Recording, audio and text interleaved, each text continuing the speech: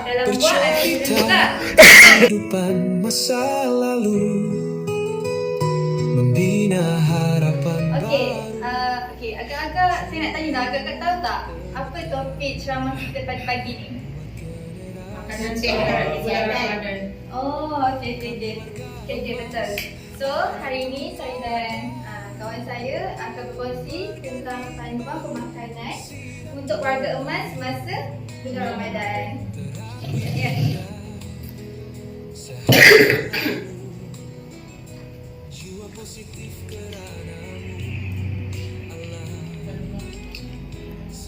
Okey. So, kenapa pentingnya pemakanan seimbang semasa berpuasa? Okey, yang pertama, untuk tahap tenaga yang berterusan. So, yang kedua, bagi mengawal paras gula darah. Yang ketiga, mencegah kehilangan otot. Dan keempat, mengelakkan makan secara berlebihan. Yang terakhir, bagi mengelakkan dehidrasi dan masalah pencernaan. So, ini merupakan cabaran warga emas masa berpuasa. Yang pertama, mudah dehidrasi. Yang kedua, selera makan berkurang. Yang ketiga, cepat letih dan kurang tenaga. Dan yang keempat, pengambilan ubat secara berkala. Dan yang terakhir, bagi yang ada penyakit diabetes, darah tinggi dan kolesterol. So, saya nak tanya, ada tak cabaran-cabaran ni, ada tak tuan-puan mengalami ni sendiri? Macam selera makan berkurang ke? Ada tak? Masa sama je Sama je. Selera bagus. Selera bagus je. Bagus. Tak kira bulan puasa ke, semua bagus je. Okey, bagus lah. Saya dulu selera, sekarang dah kurang. Kurang tak? Kurang. So, makan sikit lah. Sekarang makan sikit. Tapi pemakanan seimbang tak? Itu yang susah nak cakap tu. Itu susah Itu susah nak cakap Bulan puasa dekat radio je. TV ni ada kuasan. Okey. Kepuasan. Okey, ini merupakan tips-tips untuk kekal sihat di bulan Ramadan. Okey, yang pertama, amalkan diet yang seimbang mengikut pinggan sihat Malaysia. Hari tu kita dah belajar kan? Pinggan suku-suku separuh? Ya. So, dalam bulan Ramadan ni, kita patutlah ikut pinggan suku-suku separuh yang hari tu. Lagi mudah lah untuk kita adjust pemakanan kita. Okey, yang kedua, ambil lebih dari 3 sajian sayur-sayuran dan 2 sajian buah-buahan. Yang ketiga, kawal kuantiti pengambilan makanan. Kawal ni penting sebab ada yang masuk bulan Ramadan tiba-tiba makan lebih banyak daripada selalunya.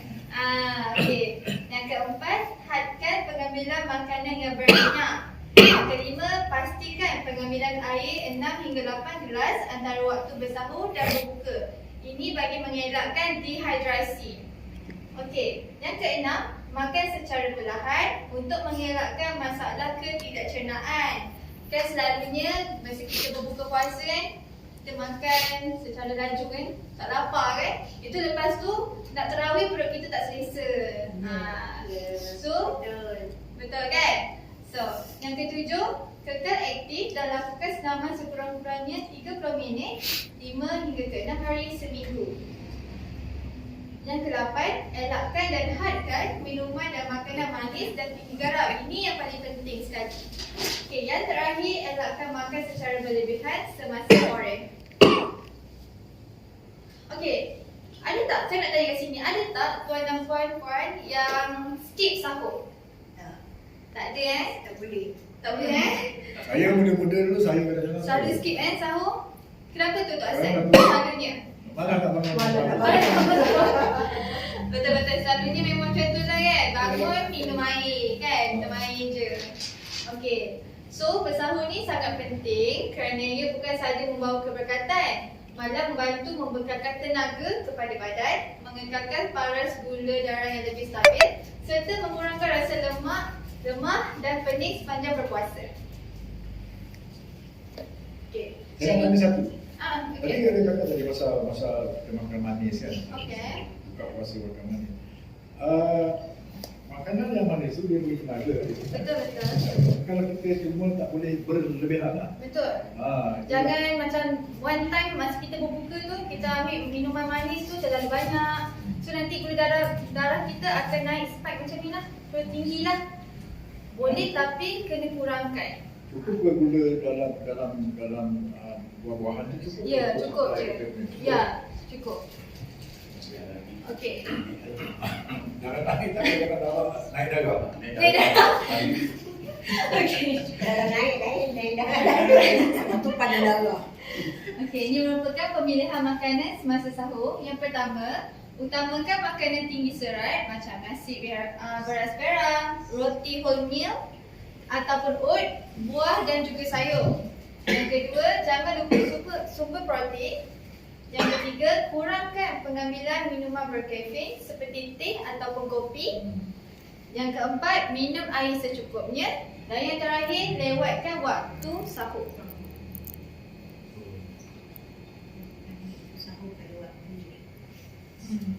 So ini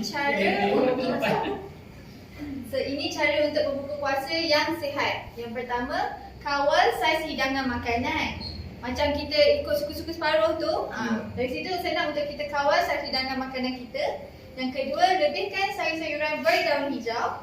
Yang ketiga, makan buah-buahan. Yang keempat, kurangkan makanan dan minuman tinggi lemak, gula dan garam. Yang keempat, banyakkan minum air kosong. Dan yang terakhir, makan secara perlahan dan tidak gelojong. Saya nak tanya lagi satu. Okey. Kadang-kadang sayur-sayuran ni ada orang kata sayur ini tak bagus, sayur-sayur ni bagus. Kalau dari segi kesihatan, dia kata semua bagus makan sayur kan. Betul. Tapi dalam ada doktor-doktor yang mengatakan sayur ni tak boleh makan, sayur ni boleh makan, sayur ni tak boleh makan. Ada. Jadi kita nak tahu dari segi dia punya tu macam mana. So berdasarkan macam tu, sebenarnya ikut masalah kesihatan masing-masing sebenarnya yang doktor tu cakap. Sebab tu ada yang macam doktor kata, okey, mungkin untuk sakit ni awak kena kurangkan, avoid hadkan dengan pengambilan sayur ini. Sebenarnya itu mengikut sakit masing-masing sebenarnya. So tak ada pun yang macam kena jauhi sayur ni, kena jauhi ni. Tak. So ada 3 biji lah. Kan nak makan 2 kan tak ikut. Senang. Okay. Dan kedua, kena amalkan suku-suku separuh yang kita dah belajar minggu lepas. Seterusnya, kena minum air secukupnya. Air kosong tau, bukan air manis atau air gas. Dan keempat, kena masukkan juga buah semasa berbuka. Last kali, elakkan minuman manis semasa berbuka. Boleh nak minum tapi sikit je. Sebab kan kita dah masukkan buah. Dalam buah ada gula juga. Bagi kita energi yang cepat lah. Boleh gantikan minuman manis tu.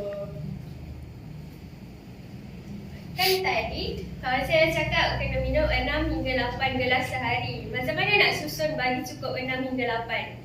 Okey. Semasa puasa. Okey, pertama 1 gelas. Nampak tak? Tahu. Okey, kejap ya.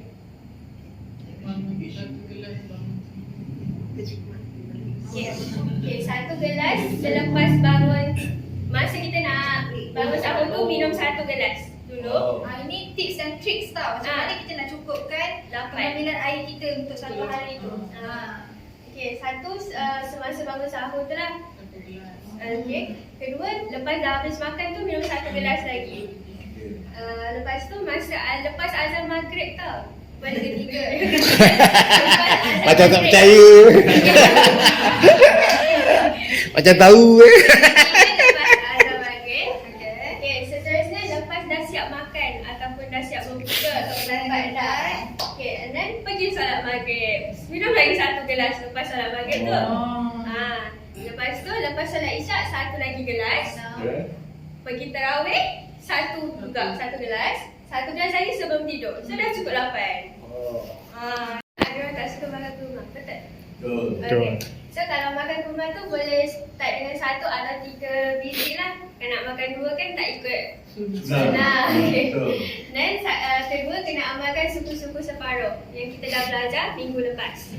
Seterusnya, kena minum air secukupnya. Air kosong tau, bukan air manis atau air gas. Dan keempat, kena masukkan juga buah semasa berbuka. Last kali, elakkan minuman manis semasa berbuka. Boleh nak minum tapi sikit je. Sebab kan kita dah masukkan buah. Dalam buah ada gula juga. Bagi kita energi yang cepat lah. Boleh gantikan minuman manis tu. kan tadi kalau saya cakap kena minum 6 hingga 8 gelas sehari. Macam mana nak susun bagi cukup 6 hingga 8? Okey. Semasa puasa. Okey, pertama 1 gelas. Nampak tak? Tahu. Okey, kejap ya.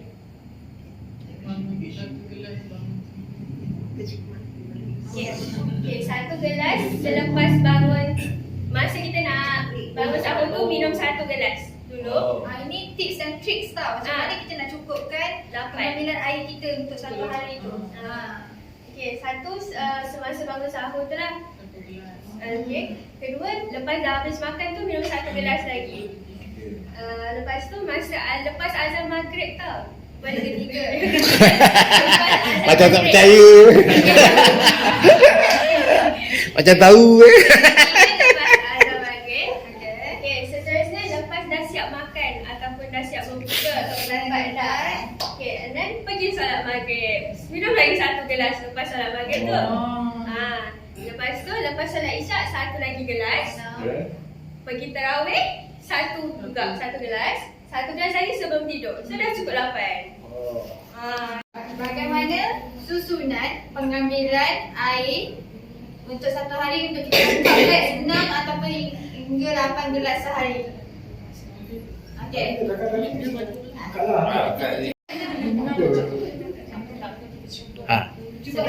Sebelum sahur. Okey. Air sebelum sahur, selepas sahur. Okey. Selepas waktu buka. Betul. Buka dengan air kan. Lepas tu semasa maghrib, nak solat maghrib. Selepas Sebelum tarawih. isyak, Okey. sebelum tarawih. Lepas tu selepas tarawih. Okey.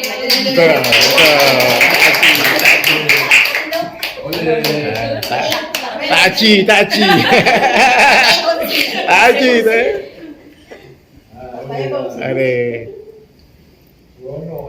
Lamanya posing. Boleh jualan apa? Okey, betul. Tak aci. Lamanya posing.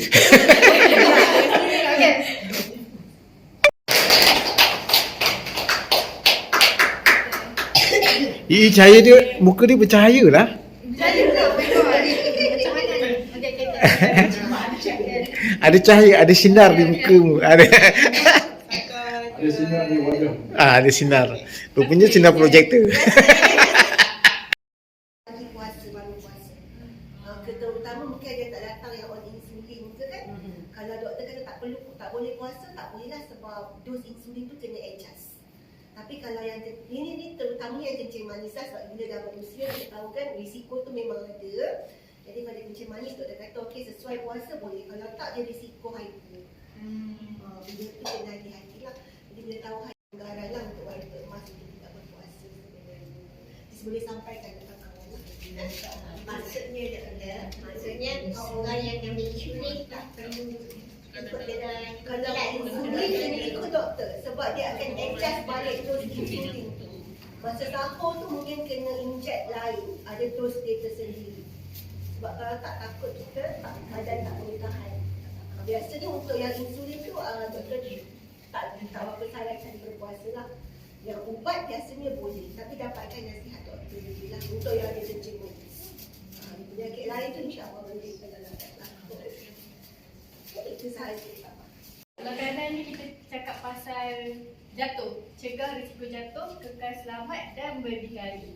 So, ini adalah panduan keselamatan untuk warga emas supaya elak jatuh. Sebab jatuh ni, jatuh bukan perkara kecil bagi warga emas. Okay. So, kenapa warga emas mudah jatuh? Nampak kan? Nampak. Nampak semua sihat. Okay. Untuk kaki dengan tangan warga emas semakin lemah, keseimbangan badan dalam warga emas pun berkurang, penglihatan, pendengaran pun kurang jelas ataupun kesan sampingan pada ubat-ubatan yang warga emas pakai.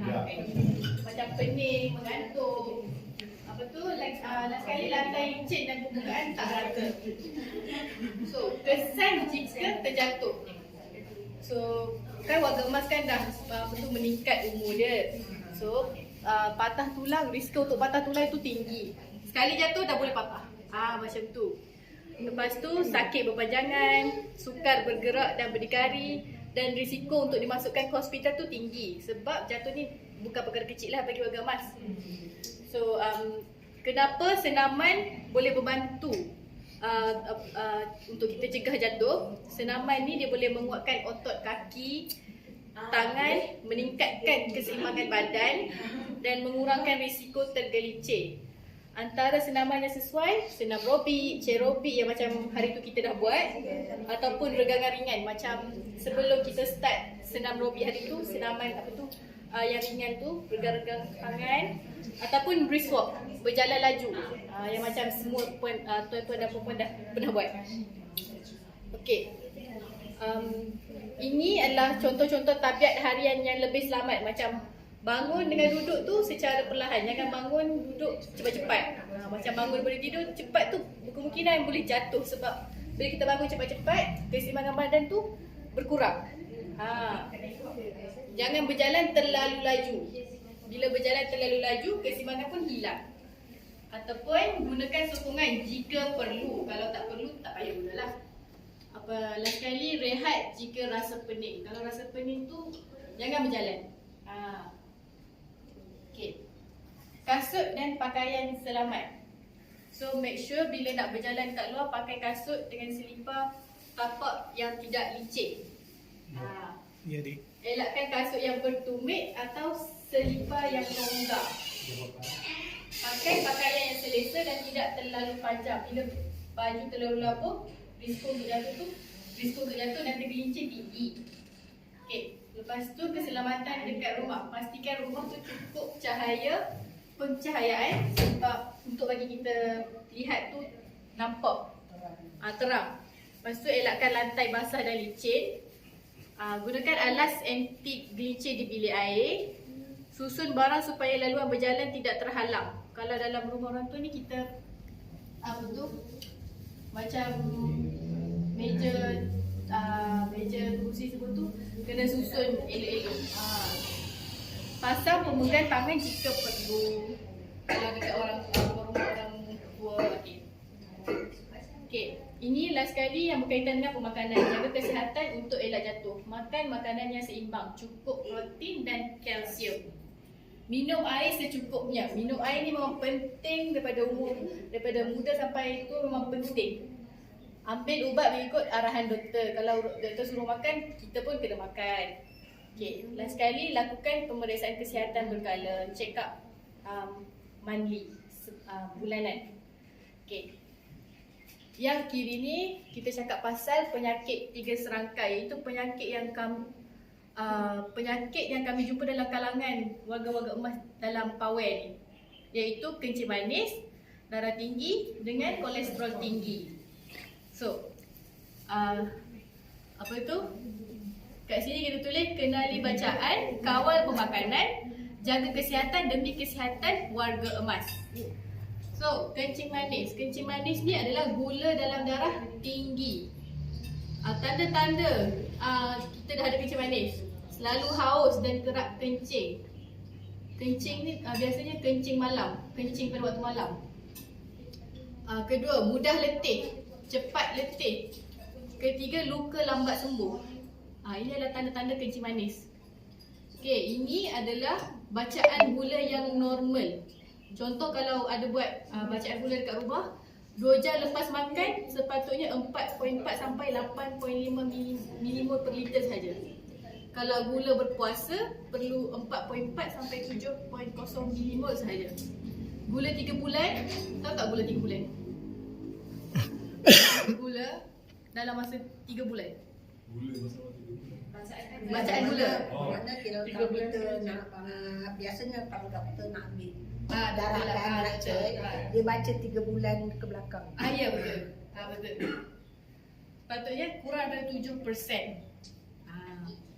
Okey, darah tinggi. Darah tinggi ni tekanan dalam darah sentiasa tinggi. Tanda-tanda lah sakit kepala, pening, penglihatan pun kabur. Ya. bacaan yang normal adalah kurang daripada 120 dan satu lagi kurang daripada 80. Bila dah darah tinggi tu lebih 140 dengan lebih 90. Ya. Okey, satu lagi kolesterol tinggi, iaitu lemak dalam darah berlebihan.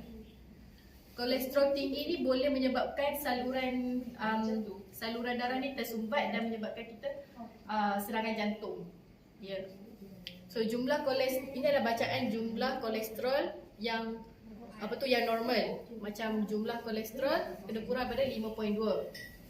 Kalau untuk kolesterol jahat, ini nama dia lah kolesterol jahat, tapi kalau nama saintifik dia LDL kita panggil. Kena kurang daripada 2.6. Kalau kolesterol baik, nama sains dia HDL, kena lebih daripada 1.1. Triglycerida kena kurang daripada 1.7. Okey, ini adalah contoh-contoh makanan yang kita kena kurangkan. Sebab makanan yang boleh meningkatkan gula dalam darah ni macam minuman manis, teh tarik, yang kebanyakannya kita jumpa dalam warga emas dekat bawah ni. Kuih-kuih manis, air sirap, air kotak, yang kami jumpalah. Nasi dan makanan berkarbohidrat yang berlebihan. Contohnya macam nasi lemak. Okay. Yang kedua, makanan yang boleh meningkatkan tekanan darah. Makanan yang terlalu masin macam ikan masin, jeruk, kicap, sos, udu. Makanan segera dan makanan yang berproses. Semua makanan ni boleh meningkatkan tekanan darah. Jeruk ramen sedap. Cicalo. Okay, tak boleh. Okay, so macam mana kita nak kawal penyakit 3 serangkai ni? First sekali, amalkan pinggan supu-supu separuh yang kita dah ajar hari tu. Buat je yang tu. Lepas tu, kurangkan gula, garam dan lemak. Yang penting sekali, makan ikut waktu dan kawal kuantiti. Makan ikut waktu. And then, pilih kaedah memasak yang sihat macam rebus, kukus, bakar yang kawan saya dah terang tadi. Okay. Yang kedua, aktifkan badan. Buat senaman ringan tu setiap hari. Contohnya macam senam aerobik, aerobik, berjalan kaki 20 ke 30 minit sehari pun dah cukup setiap hari. Last sekali, amalan sihat. Ambil ubat seperti diarahkan doktor. Kalau doktor suruh makan, makan. Jangan tinggal. Okay. Lepas tu pemeriksaan kesihatan berkala. Jangan tinggal waktu makan. Ini penting dalam warga emas. Jangan tinggal waktu makan.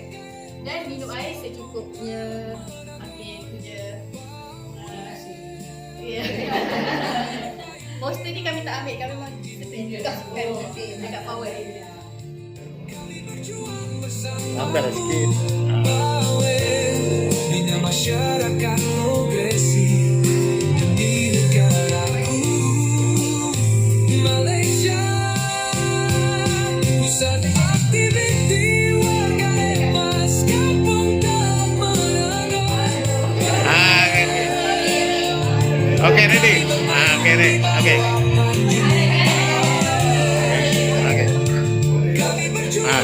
Akhirnya. Bina masyarakat progresif demi negaraku Malaysia.